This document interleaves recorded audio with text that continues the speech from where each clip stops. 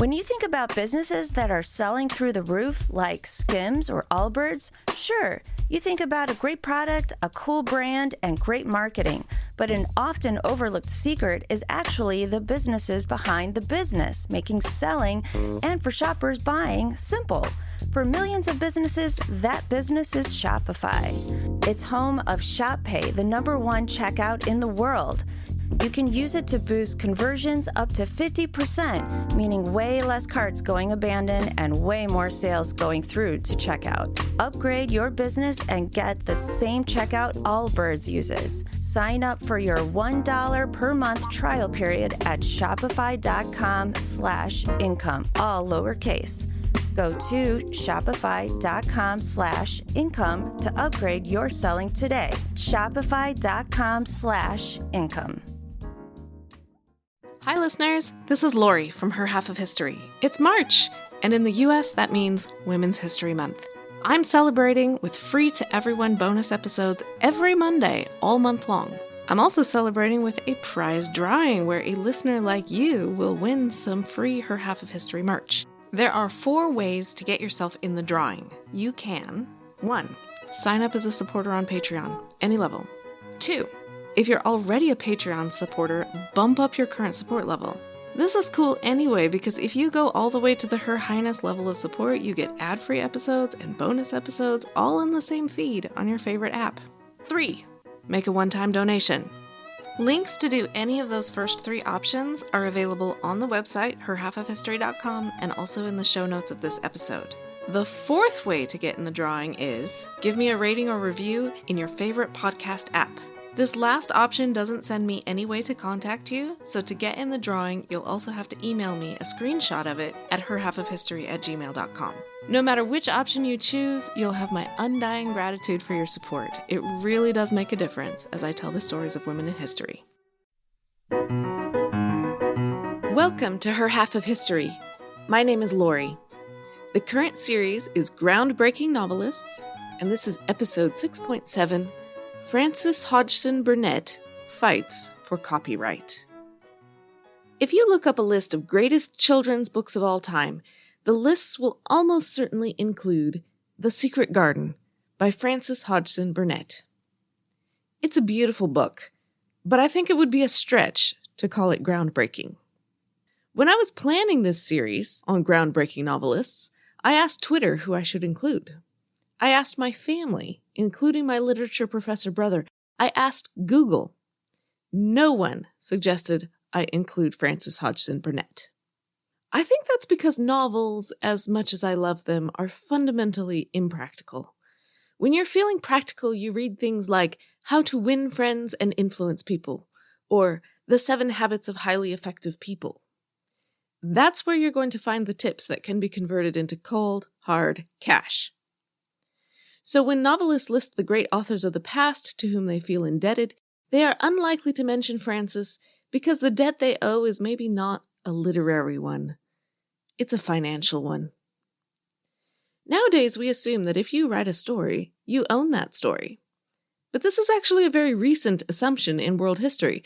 Prior to the printing press, copying long texts was such a hassle that stealing it was never going to happen on a large scale. You might even be flattered if someone thought it was good enough to be worth stealing. And anyway, most authors were either independently rich or they had a patron who was independently rich. Either way, they weren't counting on massive sales to put food on the table. Commercial printing changed that, but slowly. Competing publishers regularly brought out competing versions of the same work, not to mention derivatives of the same work. So it was perfectly okay for a certain William Shakespeare to read a popular book called Rosalind and turn it into a play called As You Like It. No permission needed. But as sales of books began to generate profits, people naturally disagreed about who should receive those profits. The details vary based on the locale, but in England, the right to make copies, which is to say copyright, was granted to publishers' guilds, who made their own rules and enforced them too. Authors had no rights at all. By 1710, the government was tired of the guilds. The Statute of Anne said anyone could hold copyright, but only for 14 years with right of renewal. The inevitable legal battles produced a ruling that said authors own their unpublished work, but publication nixed that right. Over the next century, the terms were modified many times, sometimes to the benefit of authors, but enforcement was spotty. Piracy was common, and everything was confused when you were talking about a foreign author, such as a Brit publishing in the US, or vice versa. And that was all just about the rights to the literal, actual text. Then, as now, drama was more popular than long, wordy books, and a stage version was not the actual text in its original state, therefore no protection granted. We have heard on this podcast already that Frankenstein was a theater success without Mary Shelley's involvement. Uncle Tom's Cabin was an enormous theater success without Harriet Beecher Stowe's involvement. Stowe was also forced to travel to England to be physically present when her books were published there. Otherwise, she'd have held no copyright there even for the novels themselves. This was enough of a burden that Stowe proposed a joint authorship scheme with Elizabeth Gaskell, the British author of Wives and Daughters and North and South. That way they'd be able to split profits on their books without leaving their home countries. Authors were not pleased with this situation. Charles Dickens was irritated that 3 separate stage productions of the Pickwick Papers were available to audiences before he had even finished publishing the serial book. Playwrights made up their own ending. And this is how things were in 1849 when a prosperous middle-class family in Manchester, England, had a baby girl named Frances. Her father owned a company that made and sold metal fittings for houses, like chandeliers and door knockers. But he died in 1854. Her mother tried to keep the company going for a few years, but disaster struck. The U.S. entered a civil war, and suddenly cotton from the South was not an option. The Hodgson family business was not directly tied to cotton, but the general wealth of Manchester and its textile industry was. Suddenly, nobody could afford chandeliers or door knockers. Frances had an uncle who had emigrated to the U.S., and he wrote saying he had a dry goods store near Knoxville, Tennessee, and business was good, and he'd provide for them all if they would come.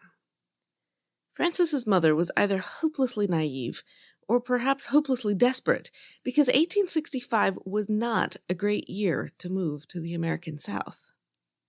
But they went, and sure enough, the dry goods store was not actually doing well. They lived in an overcrowded log cabin, the place was crawling with ex-soldiers, and there wasn't enough to eat.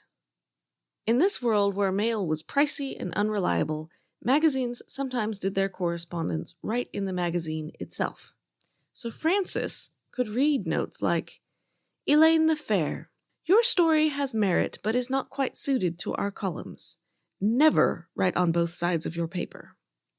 Or, "Blair of Athol, we accept your poem, The Knight's Tokens. Shall be glad to hear from you again." Frances wanted money, and here was a possible way to get it.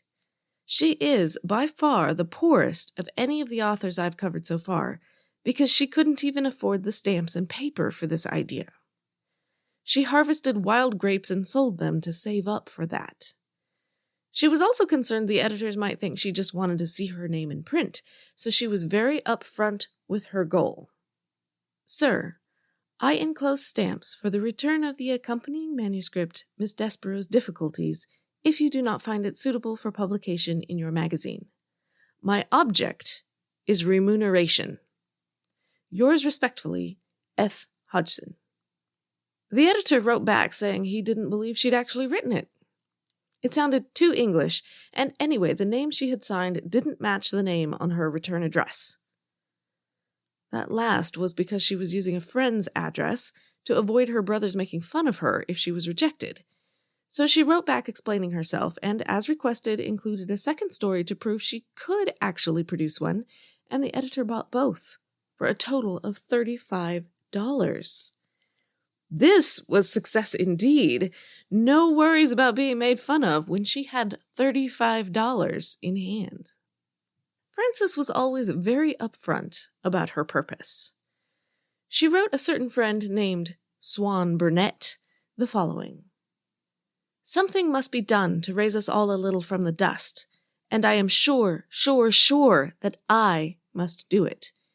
Nobody else will do it, because nobody else cares a cent whether we drag through our wretched lives as shabby genteel beggars or not. We are not respectable people in our own eyes, whatever we may be in anyone else's. I would as soon be a thief as feel like one, and I do feel like one. Respectability doesn't only mean food and a house. It means pretty, graceful things. A front street not close to the gasworks, an occasional new book to provide against mental starvation, a chance to see the world, a piano and 15 cents spending money, not to be squandered recklessly, of course. What is there to feed my poor little busy brain in this useless, weary, threadbare life? I can't eat my own heart forever. With $35 in hand, it was onwards and upwards from there, writing for more, better quality magazines until there was virtually no publication in the U.S. that she had not written for. She saved enough to visit England and stay for over a year, supporting herself by mailing back stories. When she returned, she married Swan Burnett, the son of a neighbor in Tennessee. He was a doctor, and he had not been happy that Frances had gone to England or that she had stayed so long.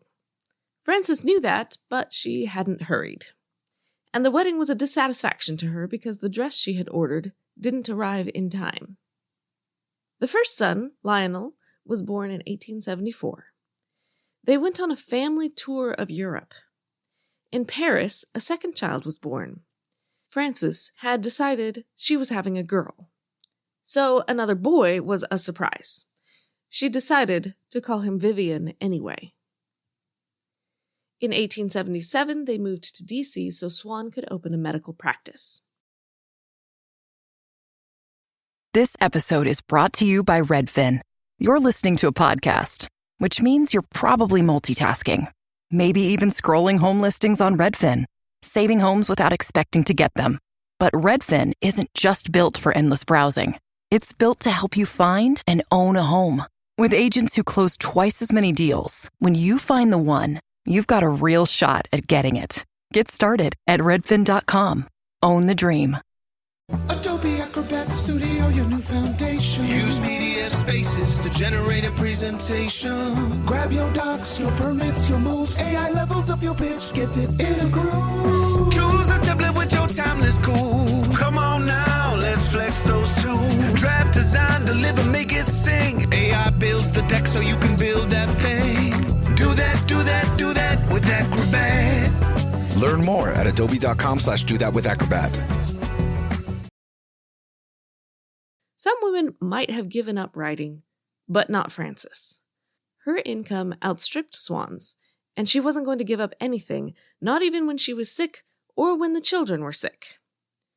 Write, write, write, she wrote. Be sick, be tired, be weak and out of ideas if you choose, but write. There are people who are saying that to me always, even when they don't utter a word. I am ashamed to look them in the face if I have not done my usual task. If they beat me with whips, they could not drive me more than they do by their thoughts and eagerness for my work, which communicate themselves to me without need for speech. Now, I am saving the history of working motherhood for another series, but you can't help suspecting here that some of this is Frances driving herself. This is the period where women who worked were looked down on, and Frances was married to a doctor who was working. Even without her income, they would have had more money than what she had grown up with. While I am sure the editors who made money off of her were always eager for her next story, there must have been many closer to home who thought she ought to be focusing on her duties in the home. But on she wrote. Besides stories for magazines, Frances was moving into theater, adapting her stories for the stage, and so far she had never written anything that was intended for children. Vivian had something to say about that. The truth was that Frances was not as present as a mother as her boys would have liked. By her own account, Vivian said, "You write so many books for grown-ups that we don't have any time at all with you now. Why don't you write some books that little boys would like to read? Then your staying upstairs wouldn't be so bad." Again, a future series for the pressures of working motherhood, but for now, let's just say that Frances agreed, and that is how her most successful character was born. Cedric, more commonly known as Little Lord Fauntleroy, was modeled on Vivian. He was 7 years old, dressed in a velvet suit with a lace collar, called his mother Dearest, wore his hair long and beautifully curled, and behaved as an absolutely sweet little angel at every single moment. Surely even Victorian children must have been rolling their eyes. Victorian mothers loved it. When it was published in 1886, it was the Harry Potter of its day. It was an absolute phenomenon. It was so unexpectedly successful. An entire generation of little boys were stuffed into velvet suits with lace collars, over their protests, I might add. Flush with cash, Frances headed back to Europe. In Italy, she put the boys in school and enjoyed playing the grand, wealthy, and irritatingly well-traveled and world-wise lady. You'll see what I mean. She was in Florence when she wrote to a very tall friend in London, saying, "Do something for me. I am a distracted little person. A thief has quietly dramatized Fauntleroy, and I am engaged in a fierce battle with him. A large young woman, possibly your size, is to play Cedric. Figurez-vous, figurativi." French and Italian ensemble. It is so difficult to speak English. "Accidente, brutta bestia."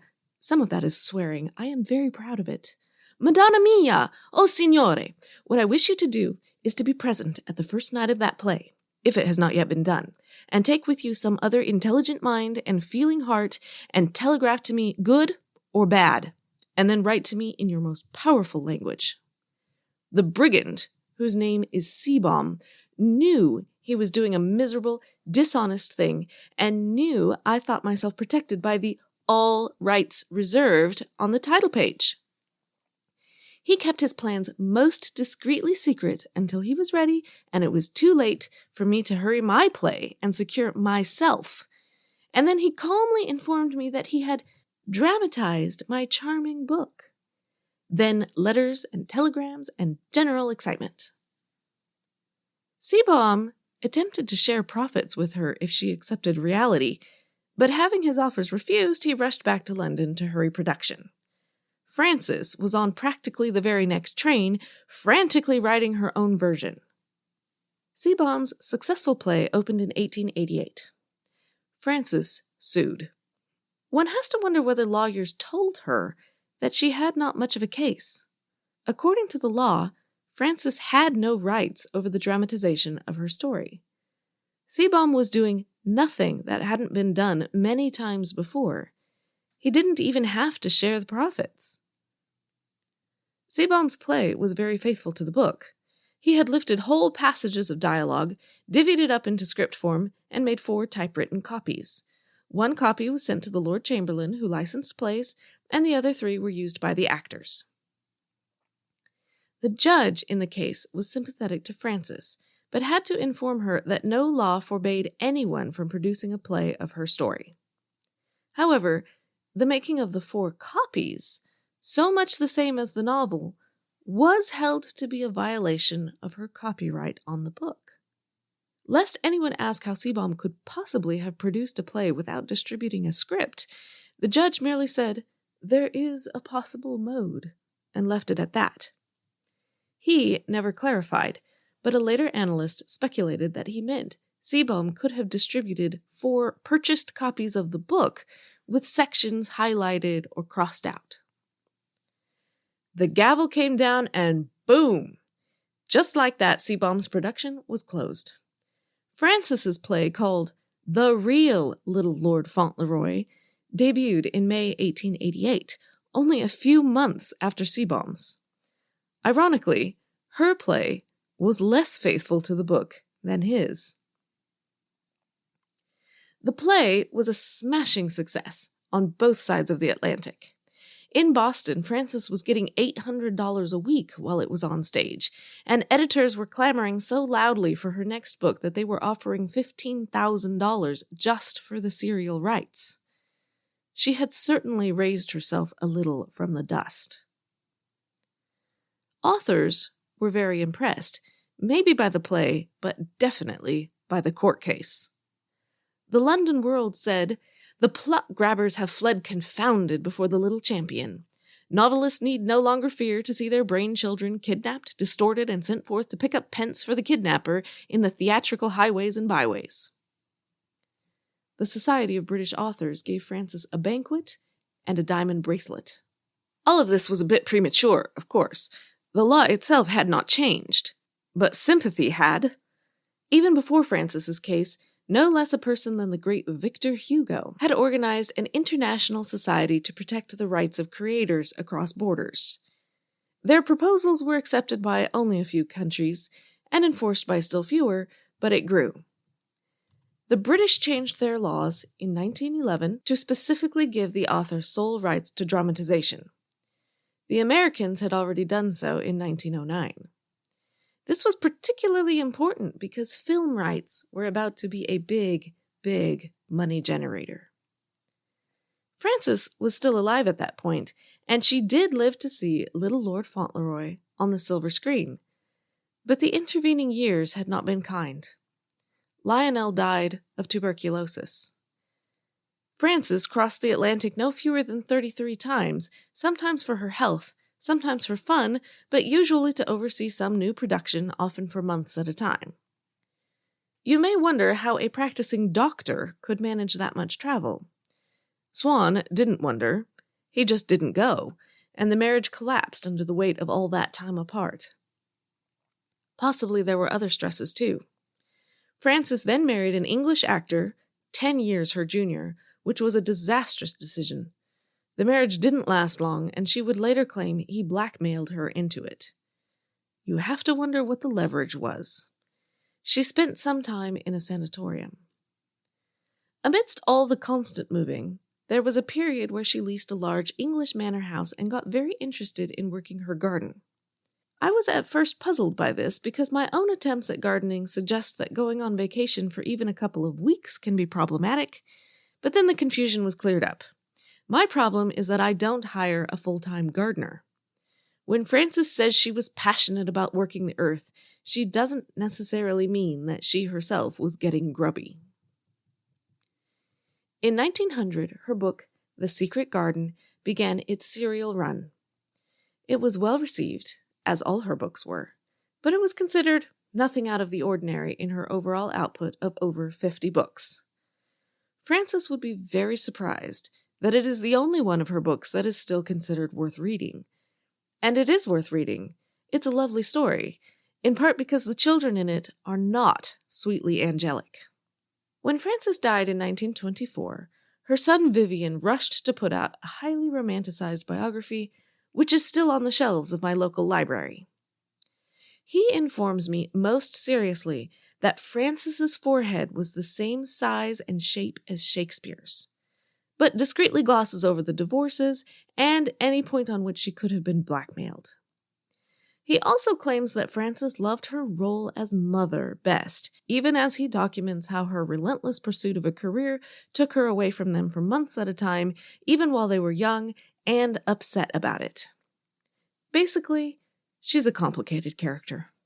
Vivian never managed to escape his association with her or her painfully sweet little Lord Fauntleroy. Even when he died in an accident, the headline read, "Original Fauntleroy dies in boat after helping rescue 4 in Sound." Authors, though, still have reason to praise Frances for her fight for copyright. Stage rights were always lucrative. In the 20th century, film rights became even more so. So when Michael Crichton got $1.5 million for the rights to Jurassic Park, or J.K. Rowling got $2 million for the rights to the first 4 Harry Potter books, or Dan Brown got an enormous $6 million for the rights to the Da Vinci Code, it is, in part, a legacy of Frances Hodgson Burnett and her insistence that her stories belonged to her.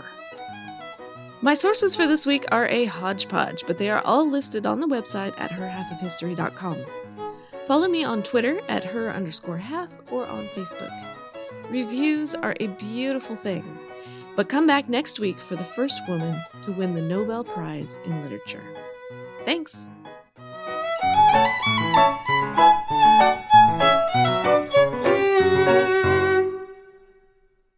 I'm Ken Harbaugh, host of Burn the Boats from Evergreen Podcasts. I interview political leaders and influencers, folks like award-winning journalist Soledad O'Brien and conservative columnist Bill Kristol about the choices they confront when failure is not an option. I won't agree with everyone I talk to, but I respect anyone who believes in something enough to risk everything for it. Because history belongs to those willing to burn the boats. Episodes are out every other week wherever you get your podcasts.